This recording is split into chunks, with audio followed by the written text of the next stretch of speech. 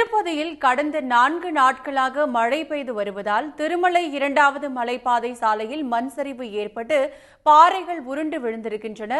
இதுகுறித்து மேலும் விவரங்களை வழங்குவதற்காக இணைகிறார் செய்தியாளர் ஜெயக்குமார்.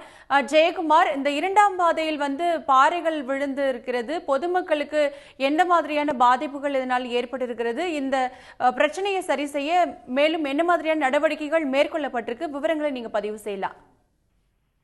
திருப்பதியிலிருந்து திருமலைக்கு செல்லக்கூடிய 2வது மலைப்பாதையில் 9வது கிலோமீட்டர் அருகே தொடர்ந்து கடந்த சில நாட்களாக பெய்து வரும் மழையின் காரணமாக மண் சரிவானது ஏற்பட்டது. இந்த மண் சரிவில் பாறைகள் சரிந்து சாலையில் விழுந்த நிலையில் உடனடியாக தேவஸ்தான பொறியாளர்கள் அங்கு ஜேசிபி மூலமாக அந்த பாறைகளை உடைத்து அருகில் உள்ள பள்ளத்தாக்கில் வீசினர். மேலும் போக்குவரத்துக்கு இடையூறு ஏற்படாத வகையில் தற்பொழுது அகற்றும் பணியானது நடைபெற்று வருகிறது.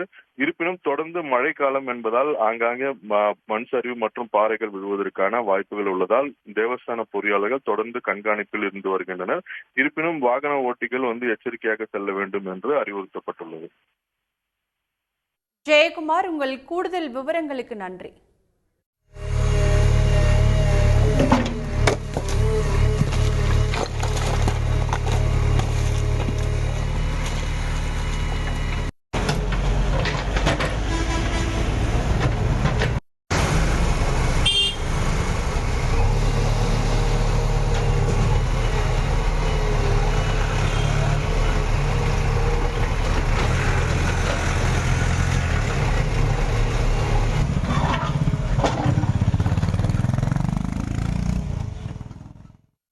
இனி முக்கிய நிகழ்வுகளை விறுவிறு செய்திகளாக பார்க்கலாம்.